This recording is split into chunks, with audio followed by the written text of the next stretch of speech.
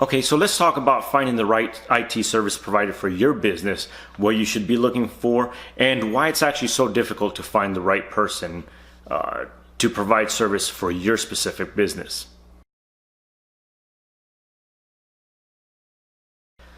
Okay, so there's inherent problem right now within the IT business or within the IT service provider industry, and that is a lack of licensing, right? So if you go to a doctor, your physician has to be licensed in order to practice medicine. If you even go to, a barber or a beauty salon, you'll notice that they have to be licensed too, right? But for whatever reason, within the IT industry, there are no licensing requirements, which means any person can put on the IT hat and say, that they're an IT service provider. Any person that has computer knowledge, right, that is good with computers, that's something I hear a lot, is suddenly advertising themselves as IT service provider. And that's really, in my opinion, it's a really big problem because of how sensitive the service actually is, and providing the service in the industry is, right? A lot of businesses now rely on IT infrastructure to run that business, and when you don't have the right person that provides the right service for you, you can experience a lot of downtime. You can experience a lot of issues, and having a vulnerable network can lead to you getting hacked and potentially, losing a lot of profit, if not having to shut down your entire business altogether. So it's very, very difficult as a business owner to go out and say, hey, look, you are the right person to provide service for me, if you don't already have a good understanding of IT itself and everything that's involved in it. So a couple things that you should be looking for is experience, right? Like with any other employee that you're going to hire, you want to know if this person actually has experience, not just within the IT field, but probably within the industry that you work, right? It's not the same thing providing service for someone in the healthcare industry versus someone in an industry that doesn't have so many regulatory requirements, right? That's not to say that one industry is more important or less important than another, but the regulations that you might have to comply with are different. And someone who has a clear understanding of computers, networking, and security might know what they're doing, but not have a clear understanding of what your specific requirements are and what your specific needs are. So that's always going to be a very big one. And with that, one of the things that you can do if you don't already have sufficient knowledge about the kind of service provider that you need is reach out and hire a consultant, right? So consultants are experts that provide advice within that specific industry or field.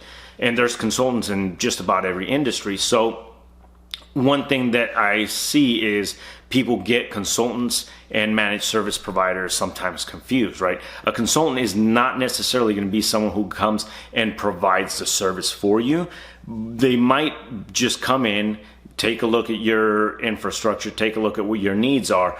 They're going to figure out what your needs are, what your requirements are for an IT service provider, and they can inform you on what to look for when hiring a good company or service provider, whether it's an individual or whether it's a company with multiple technicians that's going to provide the service for you, depending on your size, depending on your budget, and like I said, your requirements. This is going to change greatly. So there isn't like one size fits all type of situation. Now, depending on the consultant and depending on what your needs are for that consultant, you could even go as far as asking them to find the provider for you. Obviously, the fees are going to change depending on what you want that consultant to do for you, but it can definitely pay off in the long run, right? So if you, instead of hiring a consultant and hiring someone that knows what to look for, just decide to go with a company and a few months down the road or a year down the road, you find out that company doesn't really meet your needs and it's not doing the job that they're supposed to be doing for you. Now you go and you find another company, and they might have onboarding costs because they have to figure out what's going on with your network. They have to figure out what's broken and needs to get fixed that the prior company didn't do. So there's going to be an upfront cost for that. And then if you find out that company doesn't do what you need and go to another company, these costs are really going to add up. So hiring a consultant might actually be cheaper than taking on those additional costs of having to switch IT service providers constantly.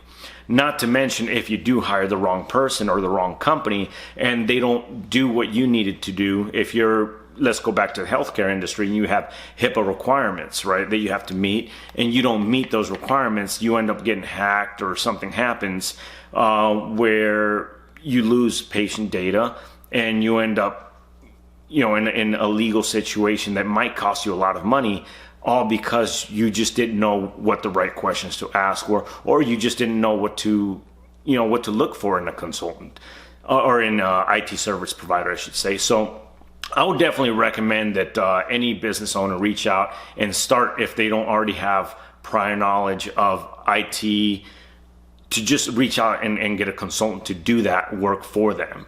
And like I said, depending on what your budget is and what you need, you might have a consultant just give you ideas of, hey, this is what you need to look for, or actually hire someone and say, hey, look, I need you to go out there and hire or tell me who to hire.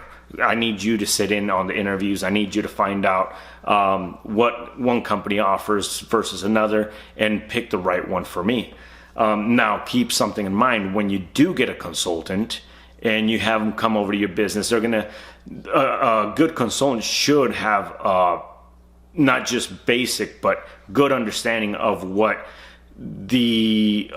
knowledge of your specific industry, but they should also come in and be able to analyze not just what you need and where you want to be, a year down the road or a few months down the road, but they should have a clear understanding of what your network is currently like at the moment, so that they know what questions to ask. And depending on the services that you're running, right, it's not the same thing saying, hey, look, we have a cloud-based Office 365, for example, suite that we're using versus an on-premise that's going to require someone that has good knowledge of Exchange server, for example.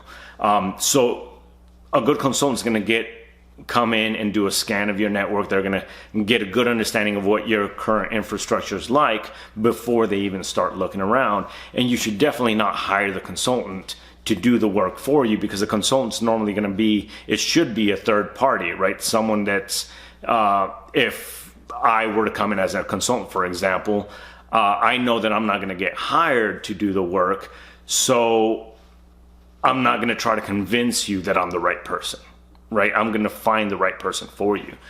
And, I think that's really, for a lot of businesses, probably the best choice, especially for small businesses where you don't have someone already in the company that has great knowledge of the IT infrastructure that you have, and how to find the right person for you. All right, well, thanks for watching. If you liked the video, please give it a thumbs up, hit the subscribe button to watch more videos like it, and the bell icon for notifications on future videos or new videos coming up. Thank you.